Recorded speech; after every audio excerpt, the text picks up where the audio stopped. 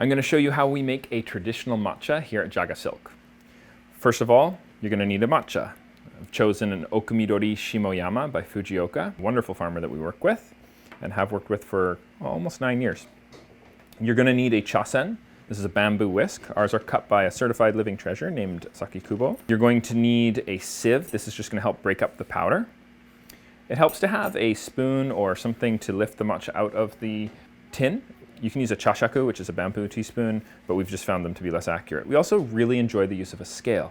Last but not least, we like to use a bowl. This one I've chosen today is a hand-blown glass bowl from Gifu in Japan. Process. You want to start by dosing. So you're going to dose 2 grams of matcha, and we're going to do basically a leveled off teaspoon.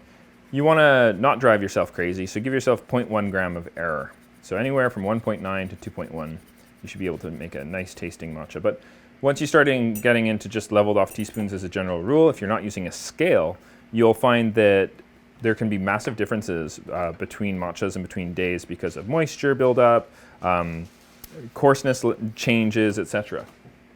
We also like to use a temperature variable kettle.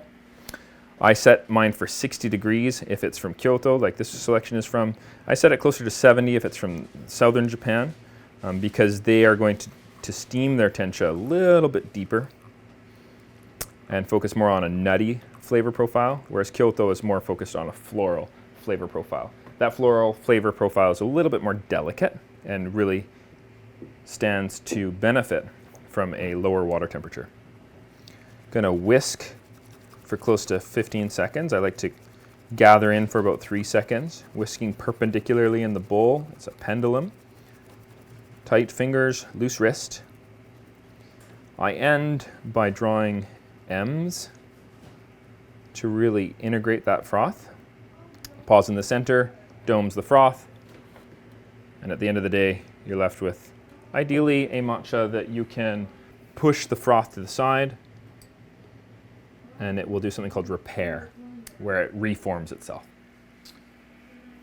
That's a traditional matcha here at JagaSilk. When you drink it, we encourage you to enjoy it in 3 savored gulps. So you're going to want to fill your mouth with 1/3 of the liquid,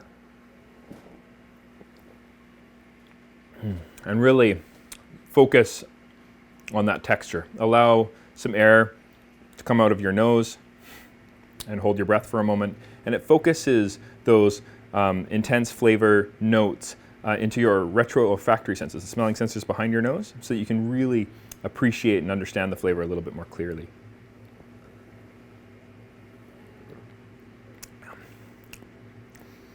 That's how we make a traditional matcha here at JagaSilk.